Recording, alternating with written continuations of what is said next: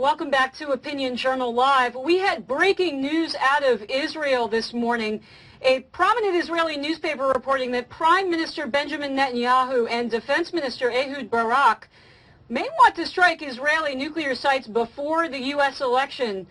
Happy to welcome back again with us Global View columnist Bret Stephens to discuss this news. Bret, thanks for sticking with us.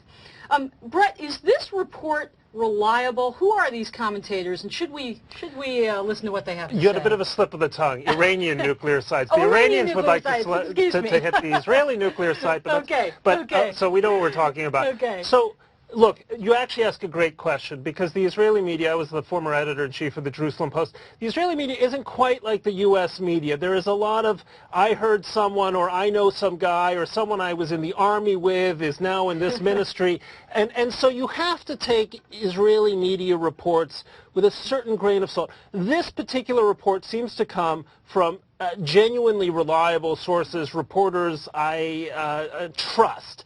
And it actually squares with what we've known for quite a long time, which is that in the internal Israeli cabinet level, security cabinet level debate on the Iranian question, you have Netanyahu, the prime minister, and his former commander, Ehud Barak, the defense minister, they've kind of switched places now, arguing in favor of an Israeli strike before the U.S. election.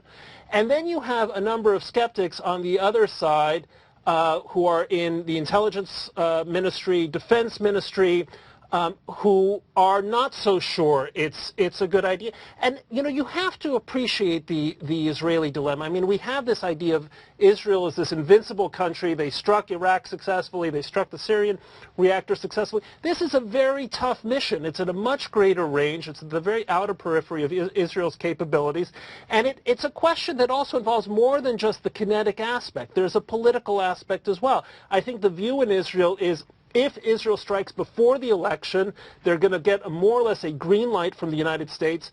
If Obama wins the election, that light may not be green. It may be a yellow light. It may be a red light. So that's the political calculation. On the other hand, there's also a sense among Israelis that if Romney wins, he might be the author of the strike himself. So maybe they should wait and see if Romney will do a job that they're rightly concerned about doing themselves. Bret, but are these political considerations moot if Iran gets the bomb within the next month or two? Well, and that's also a legitimate concern, because we've also seen reports, and again, it's hard to credit exactly how accurate these reports are, that the Iranians are accelerating the weaponization aspect. And in fact, Iran already has stockpiles of enriched uranium sufficient that with a little bit of further enrichment, not a lot of further enrichment, they could create something like a Hiroshima-style bomb.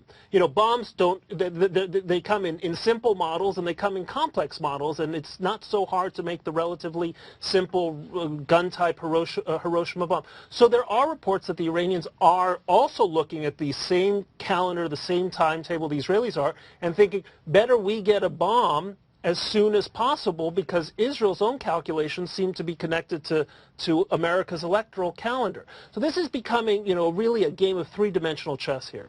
Okay, we're leaving it at that. Global View columnist Bret Stephens from the Wall Street Journal, thank you so much for being with us. Great to be here.